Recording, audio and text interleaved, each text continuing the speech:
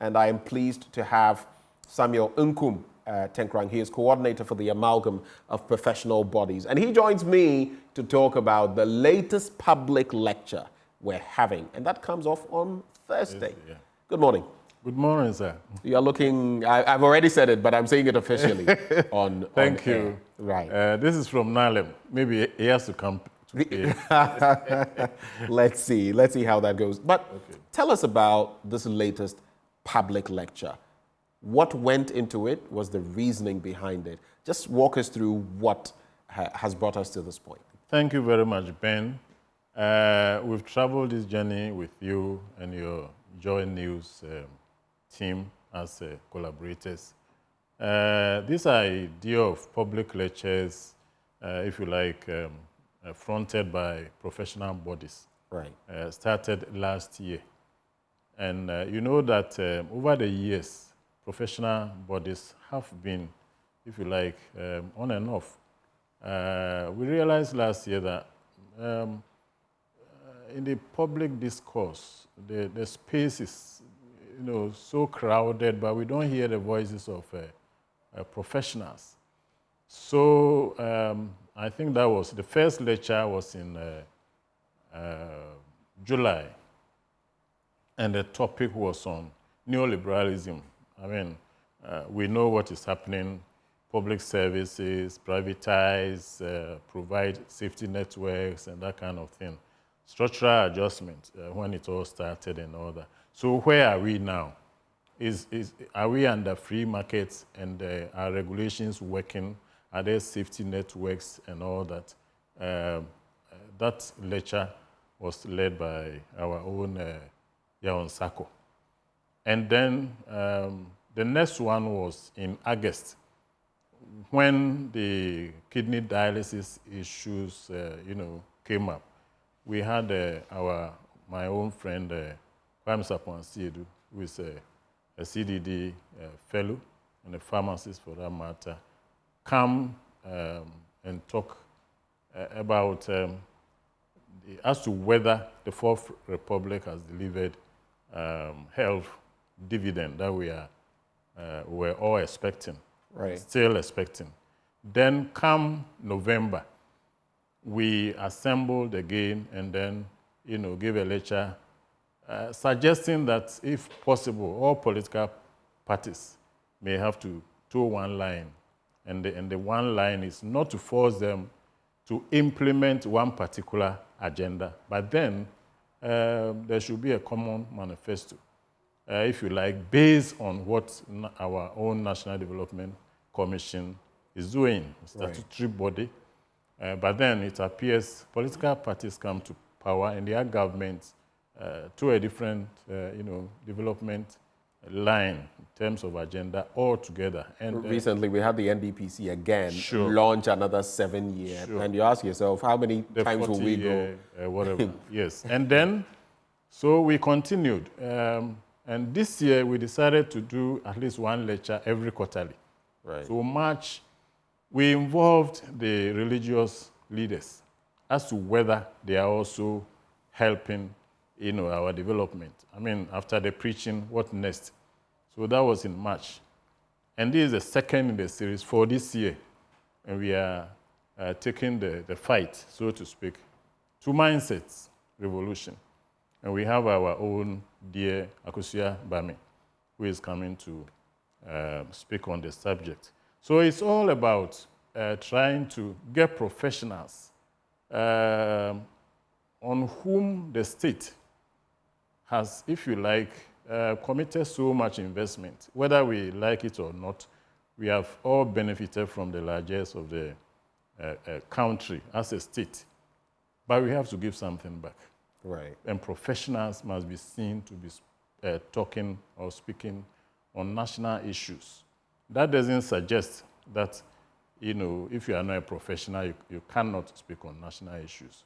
But professionals, there are some investments made in professionals, and we should see them actually coming forward to also pay something back to help nation building. And this one is actually talking about nation building But it takes a particular mindset, not only about leaders, but also about citizens. So Right. how do we go about it?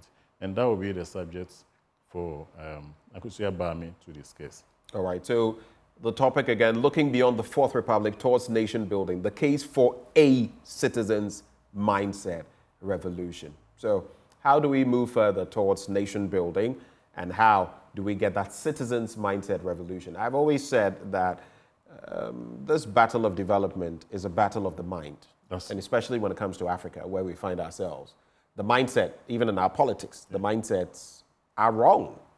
Yeah. Sometimes it's interesting when you are hosting certain shows and bringing up certain discussions, because you see certain comments coming through from people on this divide or people on that divide, and you ask yourself, when? When shall we, so to speak, grow and get out of this abyss? So when it comes to nation building, it's about the collective. We have individual, if you like, standpoints and mindsets, the way we think and act. But what will deliver the goods will be the collective. And leadership is important. Individuals and the way they think and act, they are all very, very important. But leadership is critical, honestly. I mean, if I may continue, look at the scenario about CEOs. Right. You know, they are given a charge. If you perform, you are rewarded. And ask any CEO, and especially the excellent ones, those who excel, what they have to go through to excel. You have the organization, it is your vision that drives everything in the organization. So if you have a vision and you are unable to communicate to your stakeholders, work with the board, ensure that the board has, if you like, the freedom to work without interference. Your stakeholders, if you like, the citizens in our context. How do we interact? The safety nets and all that I was talking about. And then also to ensure that they also act as good citizens. This is all part of the package. And you yourself, as the leader, you have a personal ethic. Right. You understand? You have a personal, working norms that you have to follow. And this will, if it is clearly, communicate, or even remember that your subjects, and for that matter, your stakeholders, we do observe.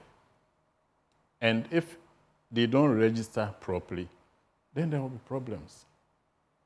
So, at least for now. Well, we do have David Ofosu-Dorte. Everyone knows him. He's famous for posting some mind-provoking stuff on social media. A lawyer of international repute. Exactly. Yes. Kwame Sapong-Asiedu, a CDD fellow, a pharmacist, and a PhD holder in that regard. And of course, Akosua Bame, the main speaker. And our very own Evans Mensah is going to chair that occasion. It's slated for Thursday, the 6th of June, 2024. The time is 6:30 p.m. and the venue is the British Council. I know it's going to be a hybrid event. You'll also be online that is it, as well. Yes. What else? What will be your final words on this? We encourage, not only professionals. We have invited political parties. We have sent invitations to the clergy.